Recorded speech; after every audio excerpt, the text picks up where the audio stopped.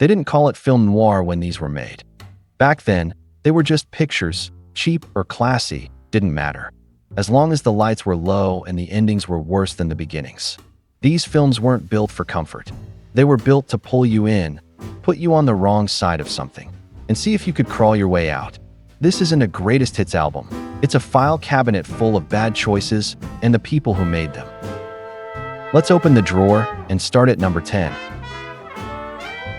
At number 10, we have the Maltese Falcon, 1941.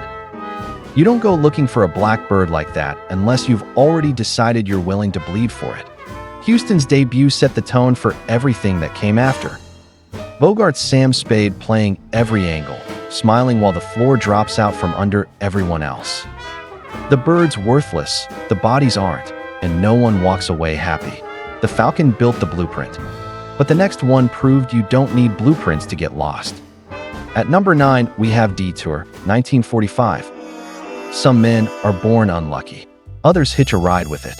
Tom Neal's Al Roberts is a man who thinks fate's got it in for him, and then meets and savages Vera, who proves it. Ulmer shot it cheap, fast, and dirty. Because the story's the same. You can clean the blood off the seat, but the smell stays. If Detour is the road to ruin, the next stop is a full-blown criminal enterprise. The Asphalt Jungle, 1950, directed and co-written by John Huston. The trouble with perfect crimes is they need perfect people. Huston's crew isn't perfect. They're crooks, dreamers, men running out of time. Sterling Hayden brings the muscle. Sam Jaffe brings the brains. And Marilyn Monroe slips in just long enough to remind you what temptation looks like. Here, the loot's never worth the cost. But sometimes, it's not the money that's dangerous. It's the face you can't stop looking at. At number 7, we have Laura, 1944, directed by Otto Preminger. She was a face in a portrait, a voice in your head. Dana Andrews plays a detective who doesn't just want answers. He wants Laura to be real. Preminger's mystery turns into obsession. And by the time Laura walks into the room, it's too late for anyone to think straight. In noir, the dead don't always stay dead, but the damage sticks around. And when the damage isn't emotional, it's financial, the stakes get even higher. The Killing, 1956, by Stanley Kubrick, is at number 6. Every heist starts with a plan.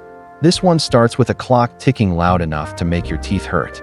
Kubrick cuts it like a puzzle, every piece in place until the wind blows it apart. Sterling Hayden again, talking like he's got it all figured out, looking like he knows he doesn't. By the end, you can't tell if it's bad luck or just the math catching up. But when you're out of time, some people head for the border and find something worse. And next, Touch of Evil, 1958, is at number 5 on our list. Wells opens with 3 minutes of perfection, a tracking shot that builds tension before a word is spoken. Then he drags you through a border town full of rot, with Charlton Heston in over his head, and Wells himself playing a cop too dirty to remember the job. It's sweaty, ugly, and impossible to look away from.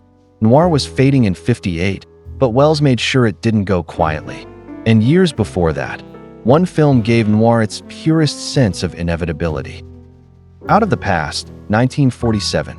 Some men run from their past. Jeff Bailey ran straight into it, bought it a drink, and let it ruin him again. Robert Mitchum moves through the film like a man halfway buried. Jane Greer smiles like she's holding the shovel.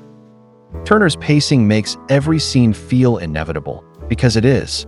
In noir, the past isn't something you leave behind. It's something you carry until it kills you. And sometimes, the killer isn't a person, it's a whole city. At number 3, we have Sunset Boulevard, 1950, by Billy Wilder. Not every noir takes place in alleys and bars. Some happen under the bright lights of Hollywood. Billy Wilder's story starts with a dead man in a swimming pool, telling us how he got there. Gloria Swanson's Norma Desmond isn't a villain, she's a warning. This isn't about murder for money. It's about murder for love, fame, and the lie that either can last forever. But when people talk about the gold standard of noir, they mean this next one.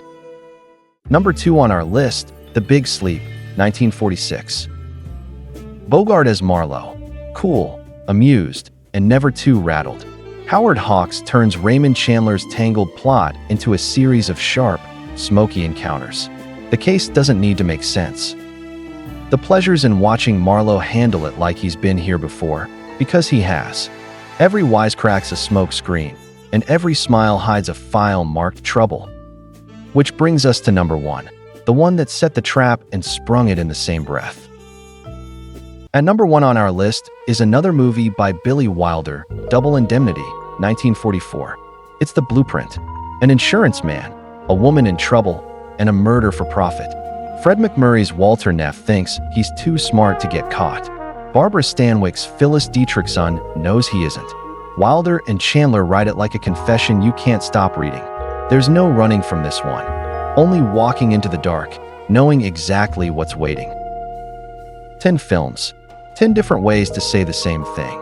You can want, you can scheme, you can even win, but you'll never get out clean. That's Noir. The reel's out of film, and I'll be around. I'll see you at the next video.